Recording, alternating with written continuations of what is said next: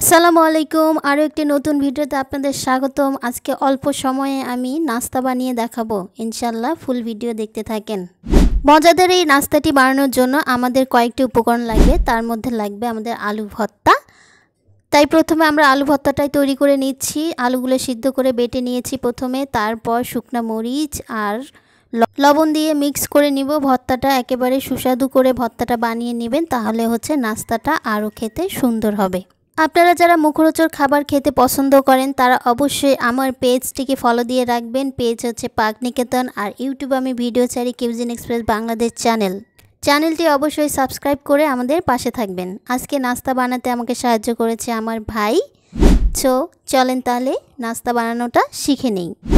আলু ভর্তা রেডি। এখানে আমি শেষে একটু গরম মশলা অ্যাড করেছি ফ্লেভারের জন্য। ফ্লেভারটা কিন্তু অসাধারণ আসে। সাথে একটু হলুদ গুঁড়ো অ্যাড করেছি। আপনারা চাইলে স্কিপ করতে পারেন, কোনো সমস্যা নাই।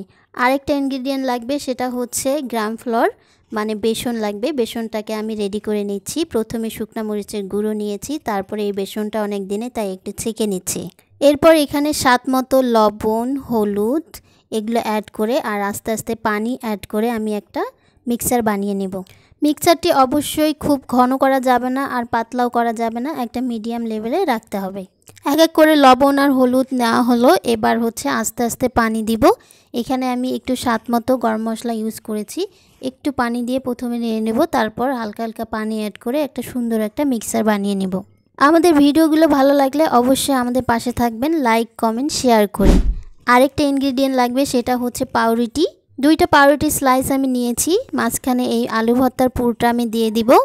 পুরো পাউরুটি ভর্তি করে আমি এই আলু ভর্তাটা দিয়ে দিব। এক এক করে আমি 2টা পাউরুটি নিয়েছি। এই দ্বিতীয় নাম্বার পাউরুটিটাও আমি দিয়ে দিচ্ছি। পুরটা ভালো করে দিয়ে দিব। এরপর আমি 3 অ্যাঙ্গেল করে কেটে নিব। একটা ছুরির সাহায্যে এই যে মাছ বরাবর 3 অ্যাঙ্গেল করে কেটে নিয়েছি। জাস্ট স্যান্ডউইচের মতো সাইজ দেওয়ার জন্য আমি একটা সুন্দর করে এভাবে কেটে নিয়েছি। ছুরির সাহায্যে আলতো করে কেটে নিতে হবে, নাহলে কিন্তু ভেঙে যেতে পারে। লাস্ট প্রসেস হচ্ছে একটা কড়াইটা গরম করে তেল দিয়ে দিতে হবে। তেলটা পরিমাণ মতো দিলেই হবে, ডুবো তেলে ভাজতে হবে না। তেলটা গরম হয়ে গেলে এইদিকে পাউরুটির স্লাইসগুলো আমি বেসনে এভাবে চুবিয়ে নিব। সুন্দর করে চুবিয়ে নিয়ে তারপর একটা একটা করে তেলে ফ্রাই করে নিব। ব্রাউন কালার না আসা পর্যন্ত ফ্রাই করে নিতে হবে। এপিট এপিট করে সুন্দর করে ফ্রাই করে নিব। খেতে কিন্তু একেবারে অসাধারণ হয়, দুর্দান্ত স্বাদের হয়। অবশ্যই বাসায় একবার ট্রাই করবেন। বাচ্চারা তো এটা খুবই পছন্দ করবে এবং বড়রাও অসাধারণ ভালো লাগবে।